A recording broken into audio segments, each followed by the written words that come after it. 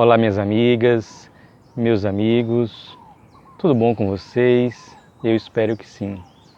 Que a paz do nosso Mestre Jesus adentre em vossos lares.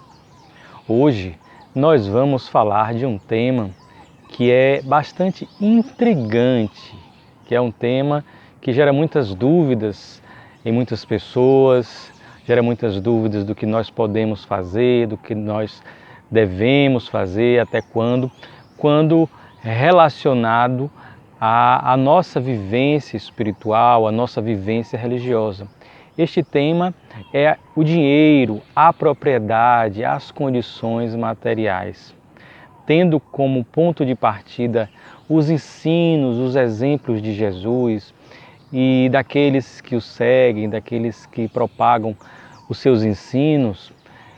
O que é que nós podemos entender, como nós podemos compreender como deve ser a nossa vida relacionada à busca e à administração do dinheiro, das propriedades, dos recursos materiais e os nossos anseios, até onde eles podem ir.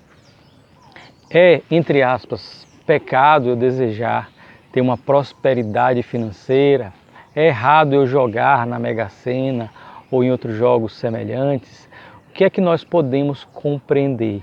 E aí é importante nós buscarmos uma compreensão adequada do que Jesus de fato quis dizer em seus ensinos, que nós possamos superar a literalidade de alguns textos, porque, como sabemos, como nos falava o apóstolo Paulo, a letra mata e o espírito vivifica. Então, se ficarmos na literalidade, pode dar uma ideia que se distancia da intencionalidade do que Jesus de fato falou. E o ponto de partida para a nossa reflexão está numa passagem que está no Evangelho de Lucas e que é reproduzida no capítulo 16 do Evangelho segundo o Espiritismo, capítulo este que tem o título Não se pode servir a Deus e a Mamon. E o item 1 deste capítulo reproduz a passagem evangélica em que Lucas assim descreve. E é uma fala de Jesus. Ninguém pode servir a dois senhores, porque ou odiará um e amará ao outro, ou se prenderá a um e desprezará o outro. Não podeis servir simultaneamente a Deus e a Mamon. E aí está o ponto que reclama de nós uma reflexão, uma análise. Primeiro, quem seria Mamon? Mamon é uma representação da riqueza, é uma representação dos bens materiais, mas também ao tempo ali de Cristo e da era pré-cristã, do povo hebreu, entre os filisteus, né, a Bíblia, sobretudo o Antigo Testamento, fala muito dos filisteus, que sempre estavam em guerra com os hebreus, com os jesuítas.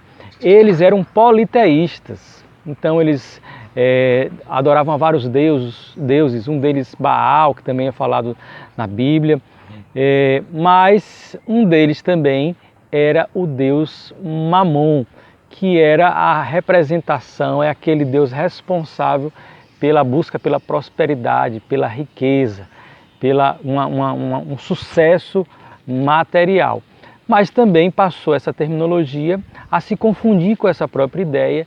Então, Mamon é uma representação, é como se fosse uma personificação da riqueza, da prosperidade, mas já numa conotação associada à ideia de cobiça, uma ideia de mesquinhez, então já num aspecto negativo. E aí, Jesus, diante ali daquele povo que era monoteísta, um povo que amava, adorava, temia a Deus, que buscava ali seguir os mandamentos, tinha uma formação muito grande desde de criança ali as pessoas para seguir e para obedecer aos mandamentos divinos. E aí vem Jesus e faz esse alerta que você não pode, ao mesmo tempo, simultaneamente, servir a dois deles, porque amará um, odiará outro, será fiel um e não ao outro. Então vejam a situação que muitas vezes pode parecer dilemática, né, para muitas pessoas e excludente, ou seja, porque na literalidade parece que é excludente. Você não tem como ser um bom seguidor de Deus, um cumpridor das suas obrigações espirituais, se você também tiver a riqueza.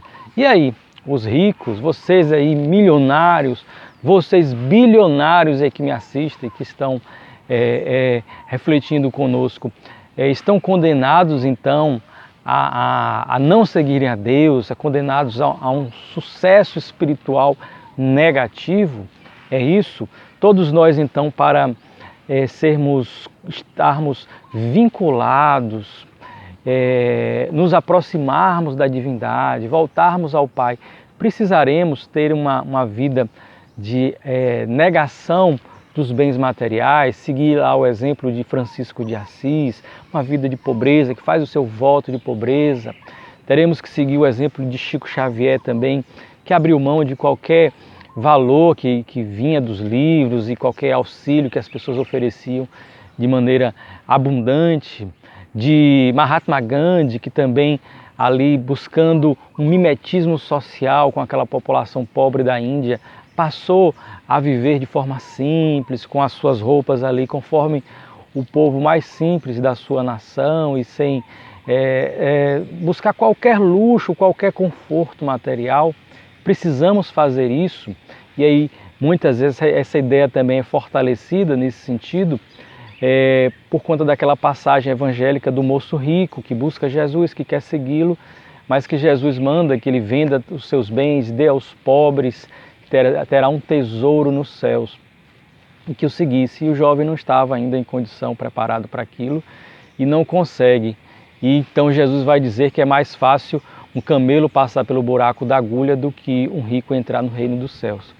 Então, a leitura simples dos textos, simples no sentido na literalidade, gera essa ideia de que quem tem recurso material, de que quem tem uma condição melhor, seja herdada, seja adquirida pelo seu próprio esforço, que ela terá uma dificuldade ou mesmo uma impossibilidade de ter uma vida espiritual aqui na matéria, de estar vinculado, conectado ao divino, está vinculado à sua programação espiritual. Mas é isso? Será que foi isso que Jesus quis dizer? Mas quando nós vamos aprofundar nos ensinos de Jesus, verificaremos que ele tinha remédios, medicamentos específicos para cada pessoa, para cada situação.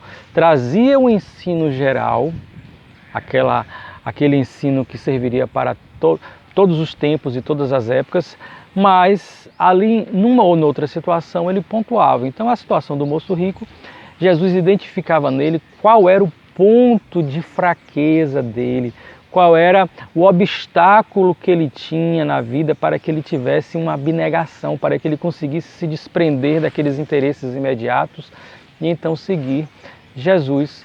Não que todas as pessoas tivessem que necessariamente abdicar da sua condição material para segui-lo. O que nós vamos encontrar numa leitura lúcida, numa leitura racional dos ensinos de Jesus, é que o que ele procurou nos ensinar e que ele testemunhou foi que o nosso foco de ação aqui na matéria, de atuação, de vivência, a nossa experiência deve ser voltada para objetivos espirituais.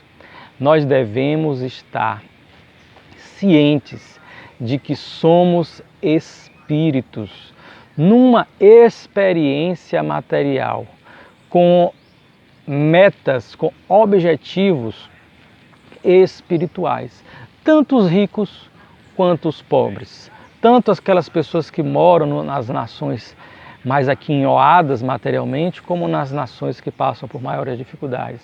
Seja qual for a cor da nossa pele, seja qual for o sexo do corpo que nós estamos mergulhados, que nós revestimos, seja qual for a condição exterior, nós somos espíritos que estamos aqui para viver experiências espirituais na matéria.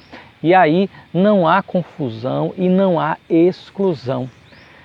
Nós podemos ser ricos, nós podemos adquirir uma riqueza, mas o espiritual nisso está. Primeiro, na aquisição, ela deve ser feita de forma legítima, de forma leal, de forma honesta, de forma em que eu não busque também excluir o outro, que eu não busque me utilizar de artifícios antiéticos. Então, está na conquista, mesmo quando herdado, porque sabemos que muitas vezes no herdar as pessoas brigam, as famílias se desfazem e há toda uma confusão em torno disso. E às vezes até as pessoas ceifam a vida das outras para anteciparem uma aquisição pela herança. Então, no adquirir já deve ter o espiritual, né? Algo que seja natural e conquistado de forma correta. E depois, no administrar, não há qualquer problema em se buscar o conforto, não há qualquer problema em desejar ter uma boa casa, um bom veículo, em ter momentos de refazimento, de lazer. Mas isso deve sempre ser visto como algo que não é o objetivo da sua vida. Alguém pode até nascer com o objetivo de se tornar um grande empresário, de construir uma grande corporação, mas essa grande corporação deverá estar a serviço de um progresso coletivo que vai auxiliar a uma coletividade a ter uma prosperidade espiritual. Então vejam que a questão é de foco, a questão é de prioridade. E o dinheiro, a propriedade, a matéria em si, ela não tem nada de negativo. A matéria é também uma criação divina. E o dinheiro, assim como todos os outros recursos que nós temos na natureza, eles representam algo que em princípio é neutro. E só com a nossa utilização é que terá ganhará um aspecto negativo ou positivo, pela forma como nós utilizamos. E aí no item 7 do mesmo capítulo do Evangelho segundo o Espiritismo, não se pode servir a Deus e a Mamon, Allan Kardec faz algumas considerações sobre a utilidade providencial da riqueza, provas da riqueza e da miséria. E vamos aqui destacar alguns parágrafos que trazem a ideia central deste item. Nos diz o codificador Allan Kardec: se a riqueza houvesse de constituir obstáculo absoluto à salvação dos que a possuem, conforme se poderia inferir de certas palavras de Jesus, interpretadas segundo a letra e não segundo o espírito, Deus, que a concede, a riqueza, teria posto nas mãos de alguns um instrumento de perdição, sem apelação nenhuma, ideia que repugna a razão.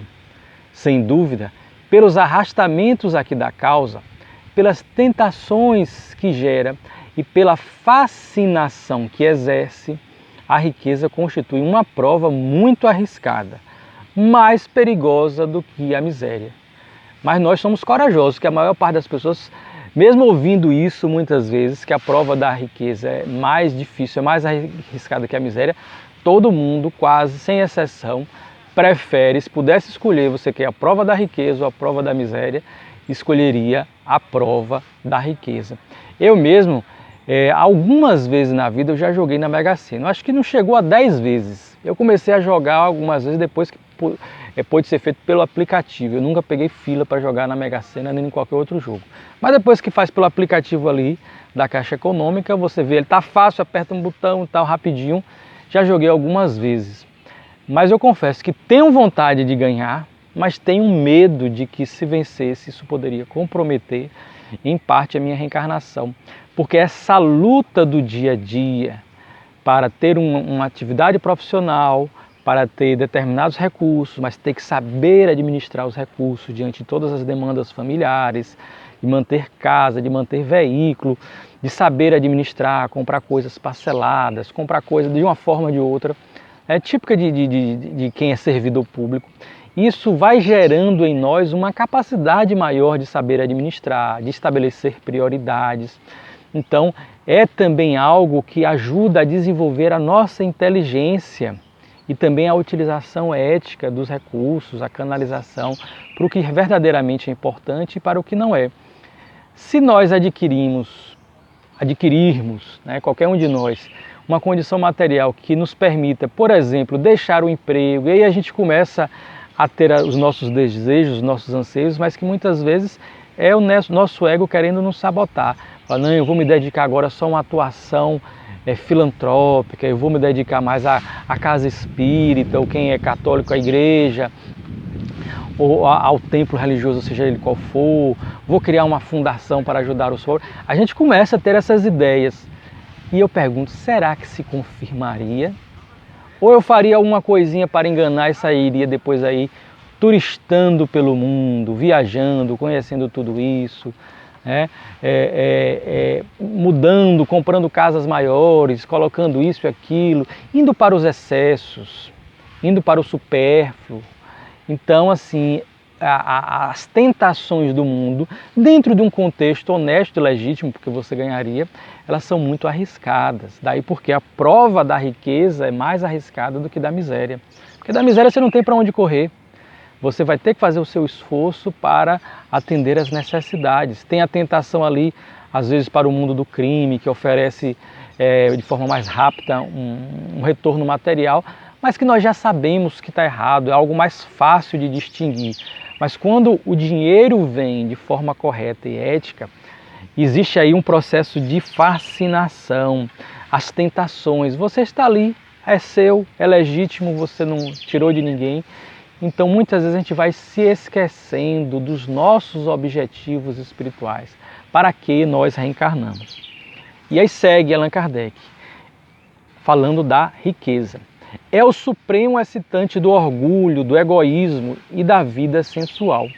É o laço mais forte que prende o homem à terra e lhe desvia do céu os pensamentos. Excitante do orgulho, da vaidade. A pessoa se acha mais do que é. A pessoa se acha mais bonita do que é. A pessoa começa a ser chamada as pessoas mais simples, quando vê alguém que tem dinheiro, começa a chamar de doutor. O menino que guarda o carro começa a chamar a pessoa de doutor pela qualidade do carro, pela beleza do carro, pelas roupas que vestem. Então, vejam, né, onde está o risco aí da riqueza. Produz tal vertigem que muitas vezes, antes disso, a riqueza é o laço mais forte que prende o homem à terra e lhe desvia do céu os pensamentos. Olha aqui a ideia mãe que vai nos esclarecer porque no Evangelho existem tantos momentos em que Jesus fala e nos acautela sobre a nossa preocupação com as coisas materiais. Olhai os pássaros nos céus, eles não semeiam, eles não colhem, eles não ajuntam nos depósitos, mas não lhes falta alimento. Olha os lírios no campo com toda a sua beleza, e nem Salomão, na sua riqueza, jamais conseguiu tanta beleza.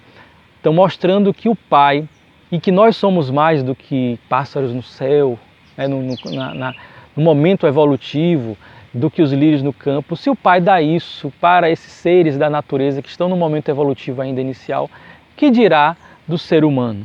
Então Jesus falava, se preocupe com o dia de hoje, para cada dia o seu mal. Não era uma orientação de inconsequência, de imprevidência, mas é para que nós não extrapolássemos nas nossas preocupações materiais em relação ao espiritual, o foco da nossa ação, por que e para que nós estamos aqui.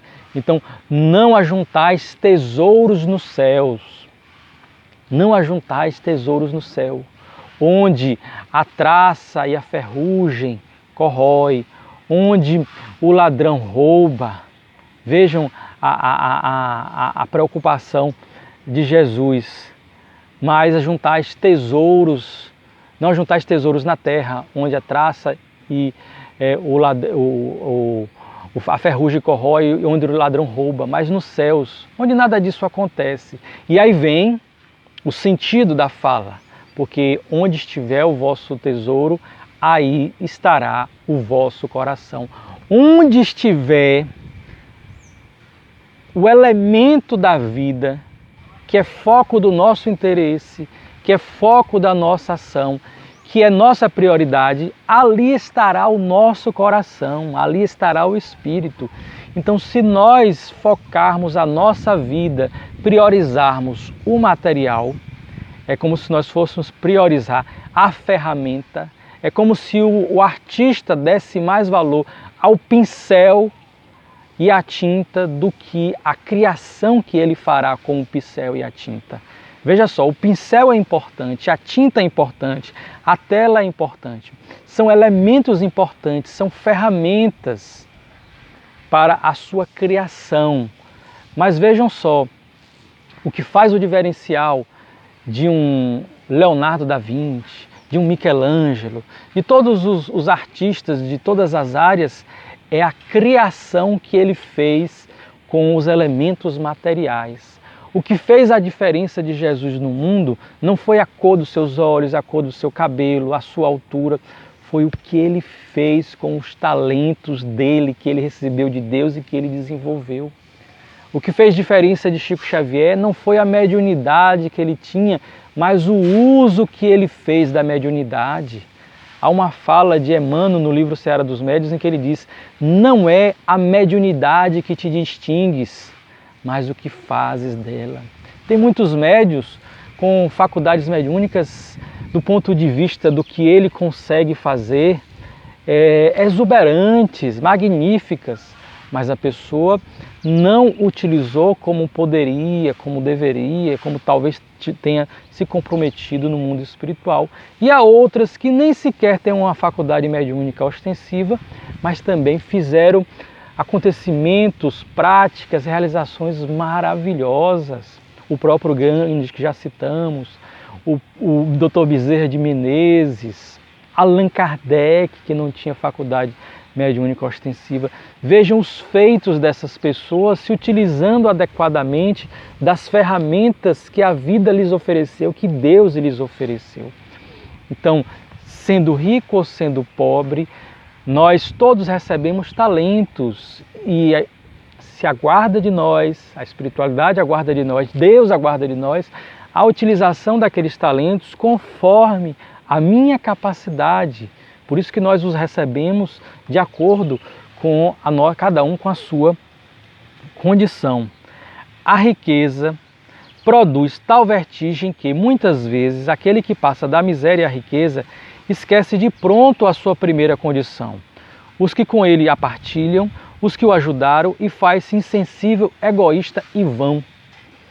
Ao fato, porém, de a riqueza tornar difícil a jornada, não se segue que a torne impossível e não possa vir a ser um meio de salvação para o que dela sabe servir-se, como certos venenos podem restituir a saúde se empregados a propósito e com discernimento. Então vejam, ela gera essa tentação, é uma prova mais difícil, porque nós nos esquecemos do espiritual, da nossa essência, e aí vamos, é um excitante. Mas no desenvolver do capítulo, Allan Kardec vai dizer que a riqueza ela tem um fim providencial. Ela nos ajuda a nos melhorarmos como sociedade, a melhorarmos as condições de vida da sociedade. E aquelas pessoas que já detêm uma condição intelectual desenvolvida ao longo de séculos, na administração de recursos, nesse empenho, elas vão recebendo da divindade esse encargo, essa missão de bem utilizar a riqueza em favor da coletividade. E a riqueza, a matéria, ela vai nos ajudando a desenvolver, primeiro nos desenvolver intelectualmente e depois, seguindo aí o desenvolvimento intelectual, depois nós adquirimos o desenvolvimento moral. Hoje já se percebe que a humanidade não pode mais produzir países milionários, bilionários, ricos e outros pobres. Isso gera um desequilíbrio que gera guerra, gera insatisfações, gera migrações, imigrações e emigrações. Então, já se sabe que o mundo é uma coletividade, que quando um a sofre tem uma repercussão aqui. Então vejam, ó, o desenvolvimento intelectual vai nos levando depois a um desenvolvimento moral. Há um livro também de Emmanuel chamado Dinheiro, em que ele se dedica a nos dar orientações sobre a boa utilização do dinheiro e o que ele representa. E aí tem um capítulo chamado Estudando o Dinheiro, que é o segundo capítulo. E olha o que Emmanuel nos fala. Não é a autoridade que solapa a elevação da alma, é o abuso do poder. Não é a inteligência que destila o veneno intelectual, é a maldade com que a mobilizamos. Não é o tesouro verbalístico que abre feridas naqueles que nos ouvem, é o modo com que arremessamos o estilete da palavra, o modo. Não é a beleza da forma que gera o fel do desencanto, é a vaidade com que a malbaratamos no desequilíbrio. Assim também não é o dinheiro que nos condena aos processos da angústia, é a nossa maneira de empregá-lo quando nos esquecemos de facilitar a corrente do progresso através da ação diligente na fraternidade e do devotamento ao bem, com que nos cabe colaborar no engrandecimento do trabalho e da vida. O ouro com Jesus é bálsamo, olha, o dinheiro com Jesus. Nós colocarmos o material a serviço dos exemplos de Jesus, a serviço do bem, a serviço da caridade, da fraternidade. O ouro com Jesus é bálsamo na úlcera do enfermo, é gota de leite à criancinha desvalida, é remédio ao doente, é agasalho aos que tremem de frio, é socorro no lar sitiado pelo infortúnio, é assistência aos braços que suplicam atividade digna, é amparo aos animais e proteção à natureza. O dinheiro a serviço de cuidar dos animais e da natureza. O cofre forte nas garras da sovinice, aí é o outro lado, é metal enferrujado, suscitando a penúria, mas um vintém no serviço de Jesus pode converter-se em promissora sementeira de paz e felicidade. Não amaldiçoes o dinheiro, instrumento passivo em tuas mãos. Faz o dinheiro servir contigo sob a inspiração do Cristo, e todas as tuas possibilidades financeiras serão valiosos talentos em teu caminho, cooperando com o teu esforço na edificação do reino. Lembremos lá do ensino que está em Gênesis: do pó viemos e do pó voltaremos. Tudo que é material nós encontramos aqui e nós deixaremos aqui. É como uma massa de modelar numa mão de uma criança, que pode fazer coisas belas, ou pode nada fazer, ou fazer coisas esdrúxulas. Nós estamos aqui para deixar a nossa marca no campo do amor, na prática da fraternidade, no desenvolvimento de virtudes, cavando masmorras ao vício. Então, que nós possamos aproveitar de todas as ferramentas que Deus, nosso Pai, nos oferece, de todos os talentos, que nós coloquemos a nossa energia a serviço de propósitos divinos. Não pensemos no dinheiro, mas o bem que nós podemos fazer com o dinheiro. Não pensemos na beleza, mas como, se eu a tiver, posso utilizar de forma proveitosa para alegrar as pessoas, para embelezar, para usar esse magnetismo pessoal. Não me preocupe com a fala bonita para admirar as pessoas, mas para que seja veículo de mensagens transformadoras nos corações amigos, nos corações sofredores, nas pessoas que estão em desesperança. Que cada talento possa ser convertido numa expressão de amor. Que o Mestre Jesus continue a nos inspirar, que Ele possa continuar a ser o nosso exemplo e que nós possamos sempre estar recebendo Ele em nossos lares. Um grande abraço a todos.